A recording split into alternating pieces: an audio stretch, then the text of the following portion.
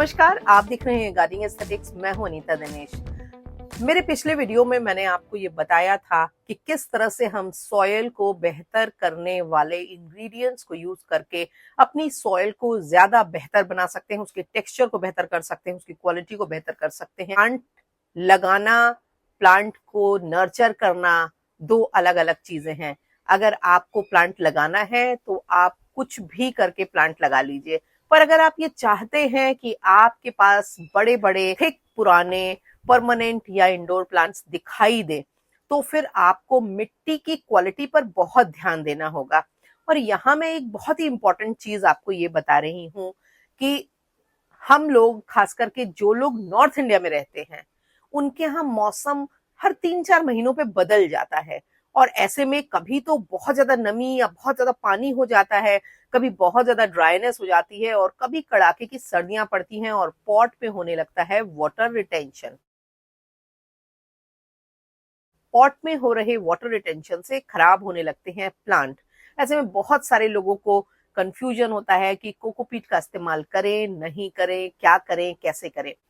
तो चलिए, आज मैं आपको अपना तरीका बताती हूँ, क्योंकि गर्मियों में प्लांट की सॉयल को बेहतर बनाने के लिए, उसमें नमी को बनाए रखने के लिए, ताकि आपके प्लांट मिड आफ्टरनून में ही कोलैप्स न कर जाएं, इसके लिए कोकोपीट की जरूरत तो होती है। पर प्लांट्स में कितनी कोकोपीट डालें कि वो उनके लिए पर्याप्त हो, क्योंकि कोकोपीट में भी बहुत सारी ऐसी प्रॉब्लम्स होती हैं जो प्लांट उसमें लगे होने के बाद फेस करता है। हम एक ऐसे देश में रहते हैं जहां पर हर दिशा में अलग अलग तरह की क्लाइमेट होती है। अलग अलग तरह की क्लाइमेट होने से कई बार कुछ ऐसे मीडियम्स होते हैं जो किसी एक क्लाइमेट के लिए तो बहुत ही मुफीद होते हैं, और कुछ क्लाइमेट्स में वो बहुत खराब रोल प्ले करने लगते हैं अगर उनको सही तरीके से ना इस्तेमाल किया जाए। तो वीडियो शुरू करूं इसके पहले, वीडियो पे लाइक करने से, वीडियो पे कमेंट करने से हमारे वीडियोस की रीच बढ़ती है, वो ज्यादा लोगों तक पहुंचते हैं। ये मेरी मेहनत का रिवॉर्ड है, इसलिए रिवॉर्ड देने में कैसी कंजूसी।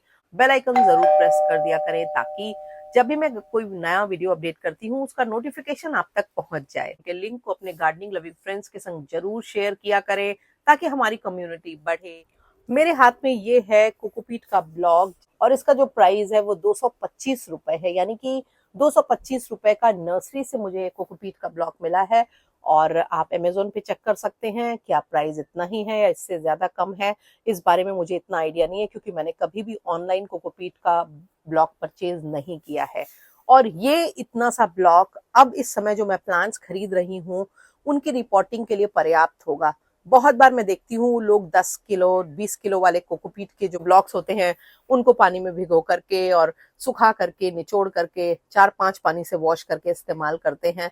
तो मुझे लगता है कि क्यों ना मैं आपसे अपना तरीका शेयर कर लूं, जो ज्यादा इजी है, ज्यादा आसान है, इसकी गुणवत्ता को भी बढ़ाता है, इसको ज्यादा बेटर करता है, और बिना इतनी मेस किए भी आप इसको आसानी से अपने यहाँ इस्तेमाल कर सकते हैं। करना क्या होगा, इस ब्लॉक को ले जा करके अब हम क्यारी में रखेंगे, पाइप रख देंगे पानी डालने के लिए, और उसको बहुत अच्छे से पानी से धो देंगे। पानी से निचोड़ के निकालने की झंझट खत्म हो गई, फैलाने की झंझट खत्म हो गई, क्योंकि मिट्टी इसमें, इसके बाइंडिंग एजेंट को, इसमें मौजूद सॉल्ट की एक्स्ट्रा मात्रा को मिट्टी आसानी से सोख लेगी, और फिर ये वहीं पड़े रहेंगे। उसके बाद इसकी आधी क्वांटिटी की वर्मी कंपोस्ट उसमें मिलाती हूँ, क्योंकि ये 4.5 केजी का ब्लॉक है, 2.5 केजी के करीब वर्मी कंपोस्ट उसमें मिला दूंगी, और मिला दूंगी इसमें 4 चम्मच माइक्रो न्यूट्रिएंट पाउडर। इसके साथ ही इसमें मिलाऊंगी मैं ह्यूमिक एसिड 1 चम्मच, और इसके अलावा इसमें मिला दूंगी 10 स्पून के करीब बॉन मील। और फिर मैं इसको लगातार 8-10 दिनों तक जब भी मैं पानी डालूंगी तब इसको मैं भिगोती रहा करूंगी, और जिससे कि ये वेट बना रहे, और इसमें जो भी इम्प्योरिटीज हैं वो धीरे धीरे मिट्टी उनको एब्जॉर्ब करती रहे, जिससे कि मेरा एफर्ट बचता है, बहुत ज्यादा मेस नहीं होती है। क्योंकि बहुत ज्यादा गंदगी होने के बाद उसको साफ करना बड़ा खराब लगता है, इसलिए इससे अच्छा ये है कि स्मार्ट तरीकों को इस्तेमाल किया जाए। कोकोपीट के ब्लॉक की जो सबसे बड़ी खासियत है वो ये है कि ये नॉर्मल सॉइल के मुकाबले न्यूट्रिएंट को ज्यादा इफेक्टिवली एब्जॉर्ब करती है, यानी कि इसकी कैटायन एक्सचेंज कैपेसिटी जो होती है वो काफी ज्यादा होती है, जिसकी वजह से इसमें न्यूट्रिएंट लंबे समय तक बने रहते हैं। इसलिए ये तमाम न्यूट्रिएंट को बेहतर एब्जॉर्ब करती है, और इसी क्वालिटी की वजह से मैं जब इसको डिकम्पोज कर रही होती हूँ, इस ब्लॉक को अनब्लॉक कर रही होती हूँ, तभी मैं इनमें वो न्यूट्रिएंट्स मिला देती हूँ जिनको ये अच्छे से कई दिनों में एब्जॉर्ब कर ले और वो पूरी तरह से इसमें मिल जाए, ताकि जब मैं प्लांट की मिट्टी में इसको यूज करूं तो मुझे उनको अलग से डालने की जरूरत ना पड़े। और दूसरी बात यह है कि तब तक कोकोपीट के जो कण होते हैं उनमें वो न्यूट्रिएंट इतने अच्छे से एब्जॉर्ब हो जाए कि इसकी खुद की न्यूट्रिएंट वैल्यू भी बढ़ जाए। यानी कि कोकोपीट को जब हम इस्तेमाल करते हैं तो उसमें डाले गए न्यूट्रिएंट्स ज्यादा समय तक मिट्टी में बने रहते हैं, जिससे कि उसका बेनिफिट प्लांट की रूट को, प्लांट की ग्रोथ को ज्यादा समय तक मिलता है। और ये मेरे हिसाब से कोकोपीट की वो खासियत है जो इसको खास बनाती है सबसे ज्यादा। और इसीलिए आपने गौर किया होगा कि बहुत सारी बड़ी बड़ी नर्सरीज में जहां प्लांट डेवलप किए जाते हैं, जहां से जो प्लांट होलसेलर्स होते हैं उनके यहाँ से जब प्लांट भेजा जाता है तो काफी बार सिर्फ कोकोपीट में लगा हुआ आता है। और उसका कारण ये होता है कि उसमें जब वो न्यूट्रिएंट्स भी डाल देते हैं तो वो लंबे ट्रैवलिंग टाइम को बहुत अच्छे से झेल लेता है प्लांट, और प्लांट में ट्रैवलिंग के दौरान न्यूट्रिएंट की कमी नहीं होती है। मैं कोकोपीट यूज करती हूँ, वो काफी डार्क कलर की होती है और लगभग पार्शियली डिकम्पोज्ड होती है।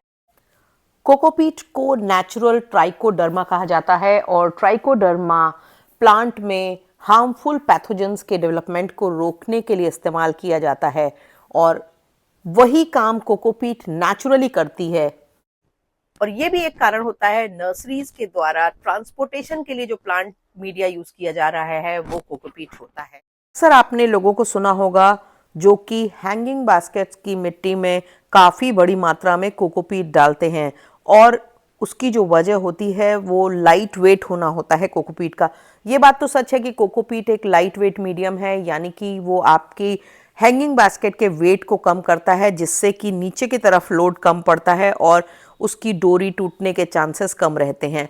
पर कोकोपीट को एक निश्चित अनुपात से ज़्यादा हैंगिंग बास्केट में डालने से प्लांट पर उसका गलत असर पड़ता है और आपके हैंगिंग बास्केट्स की जो लाइफ होती है वो कम होती है। क्योंकि उसका बहुत इंपॉर्टेंट कारण ये है कि अगर ये पोर्शन 15% से ज़्यादा हुआ तो फिर आपके पॉट में वाटर रिटेंशन होगा और काफ़ी सारे प्लांट में रूट रॉट हो जाएगी। जब आप बारिश के दिनों में उसमें काफ़ी ज़्यादा नमी रहेगी जो प्लांट में तरह तरह के इन्फेस्टेशन को इनवाइट करेगी, और सर्दियों में भी अक्सर आपके प्लांट की पत्तियां पीली होकर के गिरेंगी, प्लांट खराब होंगे अगर उसमें एक निश्चित अनुपात से ज़्यादा कोकोपीट हुई तो।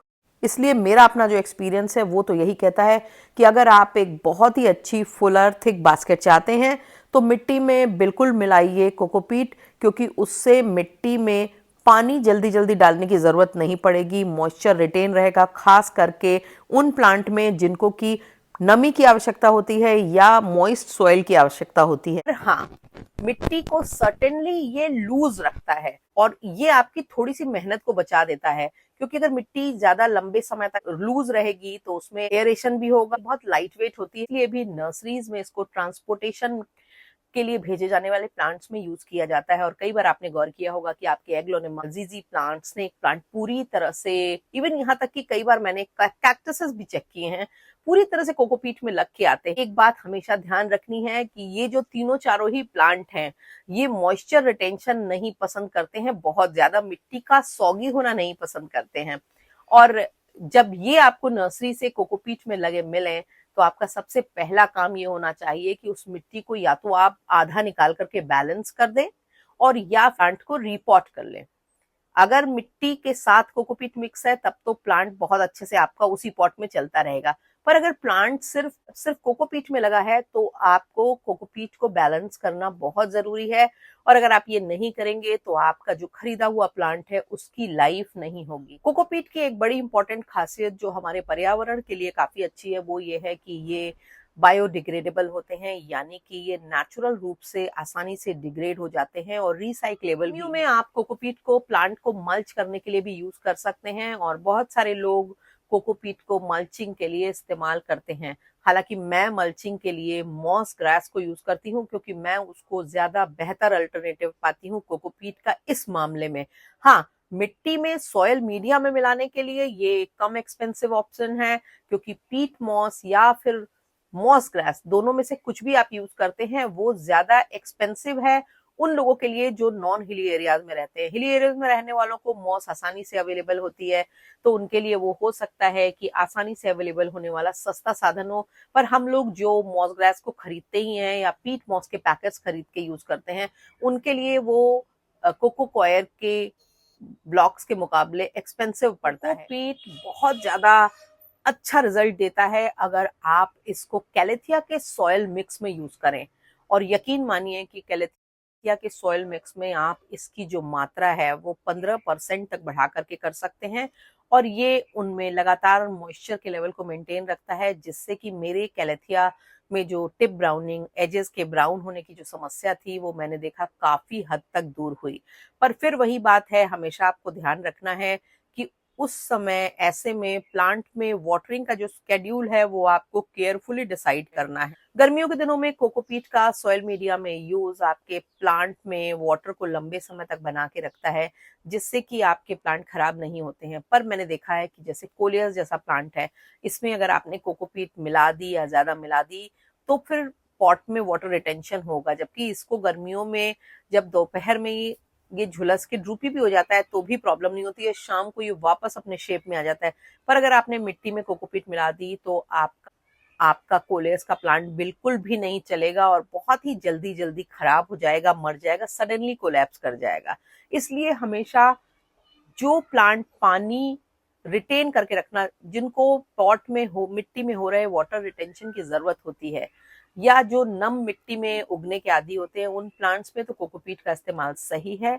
पर उन प्लांट्स में जिनको की भुरभुरी सूखी हुई मिट्टी की जरूरत होती है, उन प्लांट में कृपया करके कोकोपीट का बिल्कुल भी इस्तेमाल नहीं करें। और कोकोपीट में क्योंकि अपने कोई भी न्यूट्रिएंट्स नहीं होते हैं, इसलिए हमको हमेशा बाहर से इनको सप्लीमेंट करना पड़ेगा। पर हाँ, अगर आप हाइड्रोफोनिक या सेमी हाइड्रोफोनिक तरीके से सब्जियां उगा रहे हैं तो फिर आप कोकोपीट का इस्तेमाल करें। मशरूम्स को उगाने में कोकोपीट का इस्तेमाल होता है, तो इस तरह की चीजें जब आप उगा रहे हैं, या फिर आजकल बहुत सारे लोग केसर की खेती करते हैं, उसमें भी इंडोर्स में उसमें भी कोकोपीट का काफी इस्तेमाल होता है।